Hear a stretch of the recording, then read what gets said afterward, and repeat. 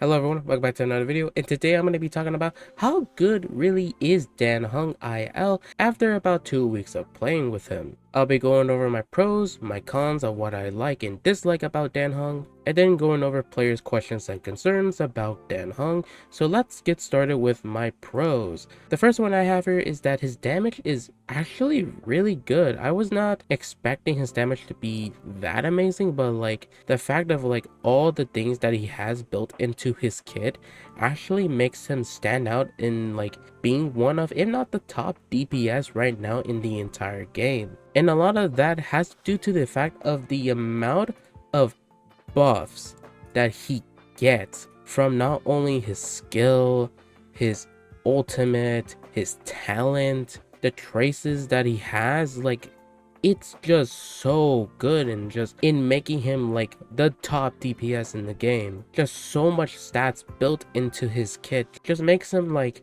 a very good choice for anyone to pull for, which is also one of the reasons why I decided to go for E6, because he's just that good.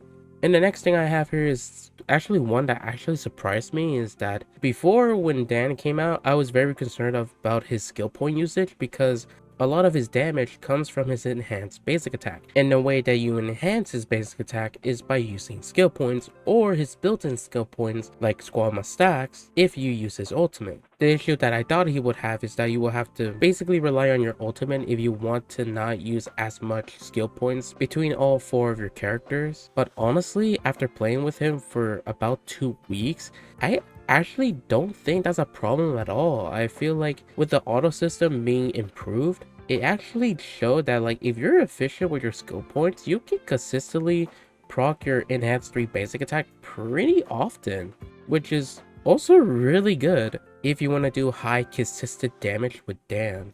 The next thing that I like about him is that he's also a character that's easy to build. You either want to put him on the imaginary set or you want to put him on the musketeer set, which also increases his basic attack damage and also increases his attack and also gives him some speed.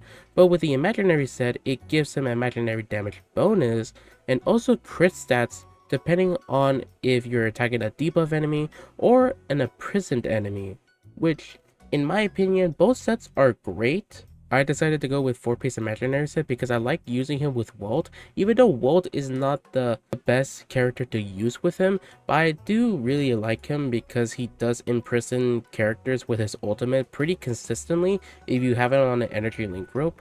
And also with Walt being able to do that, he enables my Dan to benefit from the 4-piece effect, allowing him to get not only crit rate, but also crit damage. So yeah, it kind of depends on what you're looking for. 4-piece imaginary is still good if the best you can get is the crit rate, or if you're liking also settle with 4-piece musketeer. Either one's good, or if you don't want to bother farming for the 4-piece, then you can go for 2-piece wastelander and 2-piece musketeer. And lastly, the thing I like about him is that he's simple to play even for free-to-play players. I thought he would be difficult to use with his skill point usage, but the fact that it's not even bad, I feel like free-to-play players will get a benefit from not only him being a top DPS in the game, but just the fact of just the amount of buffs that he gets, not making you solely rely on your supports all the time, and also making him easy to build. I feel like it makes Dan an overall great character.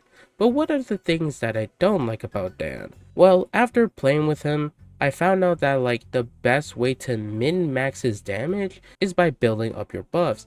Now, there's a couple ways you do that, and it mainly relies on wanting to utilize your character's ultimates and using his attacks to build up buffs, because the way his buffs work, you basically get stacks of different buffs depending on when you use your attack or how many hits the attack does on enemies. So yeah, if you want to deal the highest damage within a certain attack, you basically have to like use some of your attacks first and then use your character's ultimates or buffs to then fully unleash the maximum damage he can do from his enhanced 3 basic attack. The second thing that I don't like about him is that you either want to put him with Ting Win or with double support like Bronya. I was surprised to find out that like Bronya is actually pretty good to use with Dan, but the fact that like using 2 supports to maximize his damage can leave less options for your second team if you're using him in Memory of Chaos. I mean, that mainly doesn't seem like a con, but like the fact that like it works really well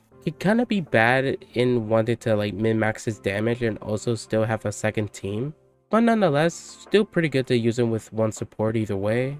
And the last thing that I don't like about Dan is that he's mainly great against imaginary enemies, and what I mean by that is that he has a pretty good buff in that he gets 24% crit damage against enemies with imaginary weakness, basically implying that he's stronger against enemies with imaginary weakness. But either way, he's still great against all enemies because his attacks involve a lot of AoE. And then lastly, the concerns and questions that players are having with him. The first one being, what's better, speed or attack boots? Now for me, I'm running him on speed boots because honestly, it doesn't matter. It depends on what you're running with him, not only on his boots but also his link rope. If you're running him with an attack link rope, then you definitely want to go for speed, but if you're running with attack boots, then you definitely want to go for an energy link rope. However, I feel like the best method is to get whatever piece that you can get between an energy link rope or a speed boots, because honestly they're both hard to get. If it was my choice, I would definitely run him on an energy link rope with also attack boots, but considering that I got super unlucky but really lucky on an attack link rope, I then decided to put him on these speed boots that I got from relic crafting. But honestly, either way, energy link rope, speed boots, attack boots, it honestly depends on what you're running, but either way both are good, just honestly what you prefer to run with him. The next thing is that what are his ideal supports? Obviously, Tingwen, Bronya are his ideal supports. You can run Japar for shield, you can run Pella for the defense shred, you can run Weld for the imprison that he does from his ultimate. Even though he's not the best, he's still good if you're running him on 4-piece imaginary set to get the full effect from the 4-piece. The next one is the misconception of what stats you should focus on, like attack or speed from his relics. So it's pretty simple. If you're running him on speed boots, then speed is very valuable, but if you're not running him on speed, then you don't really want to go for speed from your substats. You mainly want to go for crit or attack. It's pretty simple, very obvious. The next thing is that what set do you mainly want to go for?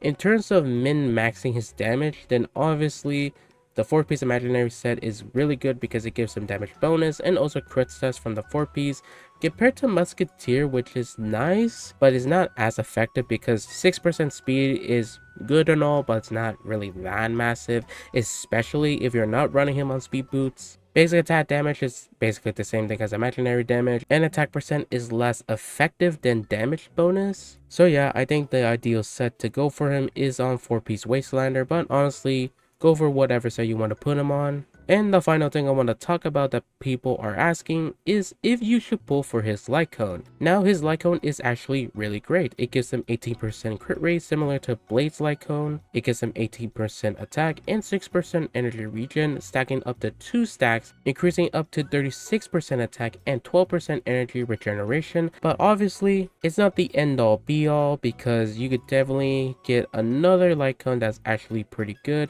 like Secret Vote is still great on him.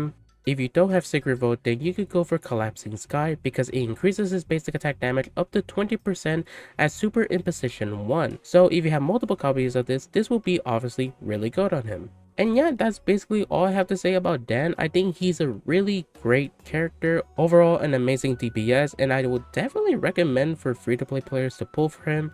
But obviously, that comes at the cost of who's coming next, because in my next video I will be talking about Jinglu, so definitely stay tuned for that. That's gonna be it for this video. Thank you guys so much for watching. If you guys enjoyed the video and want to see more content, then definitely subscribe to the channel, leave a like on the video to support it. Check out my Twitch if you want to catch my live streams, the link will be in the description below.